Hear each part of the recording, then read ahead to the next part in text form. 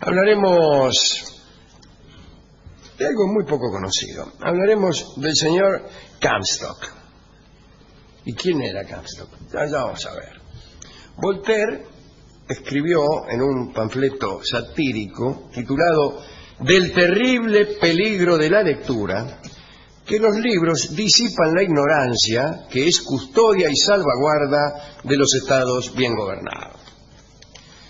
Y muchos poderosos, atentos a la existencia de libros peligrosos para su estirpe, condenan esos libros. Para esas condenas siempre han tenido ayudantes. En Grecia estaban los psicofantas, que eran alcahuetes profesionales que denunciaban al gobierno cuando alguien se excedía en la crítica. Los psicofantas comenzaron, y ahí su nombre, denunciando el siguiente hecho. Habían establecido una prohibición en Grecia, en Atenas exactamente, de exportar higos. Prohibido exportar higos. Y la gente los exportaba igual, tipo eran productores de higos. Y empezaron a decirle a la gente que les iban a dar un premio al que denunciara a los exportadores ilegales de higos. Higo es psico. Y estos denunciantes que hicieron de ellos una profesión se llamaron psicofantas. Y después por extensión se llamó psicofanta a todo batidor, a todo alcahuete, a sueldo, etcétera, etcétera. Bueno, los psicofantas denunciaban cuando alguien, por ejemplo, se excedía en la crítica. Puede decirse también que en Roma nació el puesto oficial de censor, fue instituido ya en la República, ¿no? Y durante 4 siglos los censores fueron magistrados que vigilaban la conducta de los romanos. Incluso llegaban a supervisar las obras artísticas. Y también hasta intervenían, ¿saben qué caso el censor? En casos privados de adulterio. Vos andabas con otra y estabas casado, el censor te mandaba en cana. Pero bueno. Cada tanto en otros reinos también había formas de censura. Muchas veces se quemaban libros que eran considerados nocivos para la población. Los escritos de Protágoras de Abdera, se quemaron en Atenas en el año 411 a.C. En el 213, el emperador chino Shi Huangdi, amigo de este programa, el que mandó a crear la muralla, trató también de acabar con la lectura y con el pasado. Declaró que la historia comenzaba el día tal y tal, y que lo anterior no servía para nada, y para asegurarse de eso, quemó todos los libros. En el 168 a.C., la biblioteca de Jerusalén fue destruida durante la revuelta de los macabeos. Augusto, en el siglo I, envió al exilio a los poetas Cornelio Gallo y Ovidio, amigo de este programa, le afanamos como 1000 metamorfosis. En el año 303, Diocleciano condenó al fuego a todos los libros cristianos, que no eran muchos.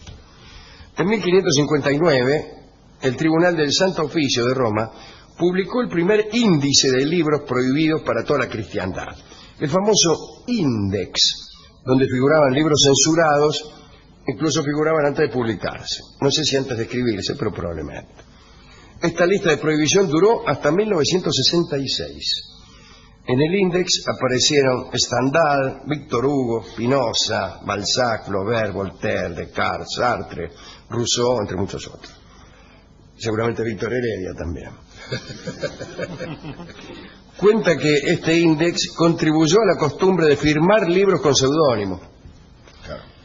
En ese hábito se destacaba Voltaire, a quien se han atribuido algo así como 137 nombres falsos, el más conocido de los cuales es justamente Voltaire, ya que él se llamaba Arouet de apellido, el hijo del notario Arouet. Hubo quienes se encargaban no ya de quemar, sino de depurar obras literarias, quitando todo lo que se creía inmoral en ellas. Había un señor, un inglés, Thomas Bowdler, que vivió allá por el siglo XVIII, que pasó a la historia por sus reescrituras. Editó en 1818 un libro llamado Family Shakespeare, que en realidad reducía los textos de Shakespeare, haciéndolos aptos para la lectura de niños y adolescentes. Desde entonces figura en la historia inglesa como el más grande de los censores, ¿no? Y se le dice, ¿cómo se llamaba el tipo? Bowdler. Se le dice Bowdler a cualquiera que haga ese intento, ¿no?, de limpiar de procacidad o erotismo cualquier obra literaria. Acá se ha hecho mucho también, se hacía mucho en la televisión, eso de cortar películas. Todas las escenas de películas que tuvieran algún desnudo o algo así, en una época se cortaban automáticamente en la tele, ¿no? Todo esto que se ha dicho es para ingresar al tema de hoy, que es la figura del temible censor Anthony Comstock. Nació en 1844 en Connecticut. Cuentan que era un hombre fornido y que en muchas ocasiones utilizaba su tamaño y su fuerza para imponer sus ideas. Comstock era pelado y dicen que tenía cuello de toro, una espalda tremenda, las piernas muy gruesas, algo así como un pato bica. A los 20 años llegó a New York sin un centavo. Trabajó como vendedor en una mercería. Allí conoció a la hija de un ministro presbiteriano y se casó con ella. El meloneo que le hizo el suegro y alguna que otra instrucción previa convirtieron a Comstock en un personaje nefasto. Comenzó a ver en New York muchas cosas que le parecían censurables. En 1868, después de que un amigo le contara cómo había sido apartado del camino y corrompido por cierto libro, Comstock compró un ejemplar de ese libro y luego, acompañado por un vigilante al que convenció, hizo detener al librero que lo vendía y también logró que se confiscaran todas las copias del libro. Después de ese primer éxito, quiso continuar y en general lograba la detención de pequeños editores. Con la ayuda de quienes vieron en Comstock un líder, fundó la Sociedad para la Erradicación del Vicio. Repito, Sociedad para la Erradicación del Vicio. Buenas tardes. El lema era el siguiente: nuestro padre Adán no leía en el paraíso. O sea que el vicio era la lectura, evidentemente. Cuentan que Comstock hojeaba los libros antes de destruirlos y mostraba ante sus secuaces espasmos de dolor. Leía, por ejemplo, Memorias de una princesa rusa, y decía, ¡ay! qué sé yo. Y decía a sus compañeros que era el vicio que comenzaba a roer su cuerpo lo que le dolía. A partir de 1873, una ley que lo respaldó le dio funciones casi policiales. El ardor de Comstock fue responsable de al menos 16 suicidios. William Haynes era un cirujano irlandés a quien Comstock mandó a la cárcel por publicar 165 clases de literatura libidinosa. Haynes se mató. Poco después de esa muerte, Comstock se dirigía a tomar el ferry cuando, según él mismo dijo, una voz le sugirió que se dirigiera a casa de Haynes y llegó en el momento en que la viuda estaba descargando de un carro de reparto las planchas para imprimir las clases prohibidas del marido muerto.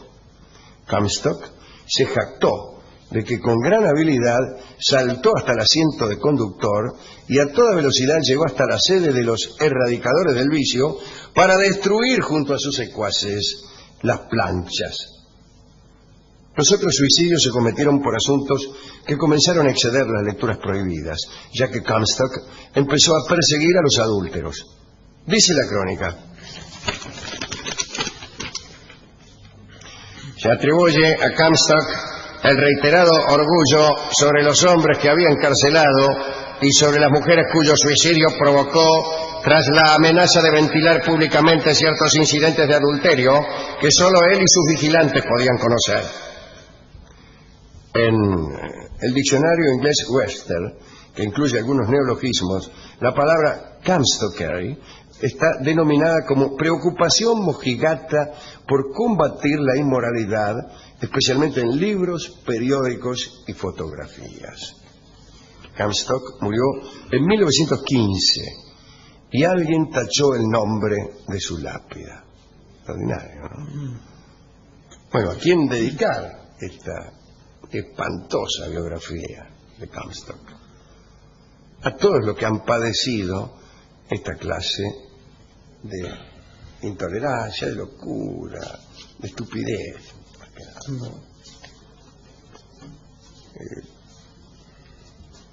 Algún día hablaremos de la censura, que no es exactamente esto. Finalmente, lo que no es posible es la libertad absoluta pública. El diario La Nación podría tener 500 páginas. Tiene, qué sé yo, 30, 40. ¿Por qué? Porque alguien elige lo que se va a publicar y lo que no. ¿Con qué criterio? Con el criterio que le da la gana, porque para eso es el dueño del diario, o ha sido investido con la responsabilidad de hacer eso. Claro.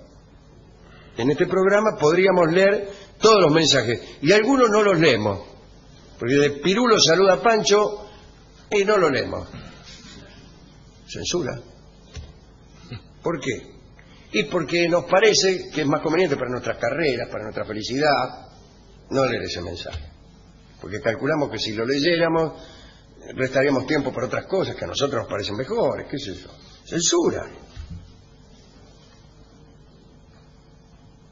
Pero ¿qué diferencia hay entre esto que acabo de decir y Comstock? Pensemos lo que un día hablemos. Mientras tanto, escuchemos el disco que nos dio el discotecario, ¿no? Aludiendo a este hombre y a sus quemas del libro. Escucharemos A Fuego Lento por Horacio Salgán. Quemar libros a fuego lento es difícil, porque el libro tiende el libro tiende a apresurar su ignición. Es impaciente el libro en arder. Hay libros impacientes por arder. Firmado Comstock. Horacio Salgán, A Fuego Lento. No.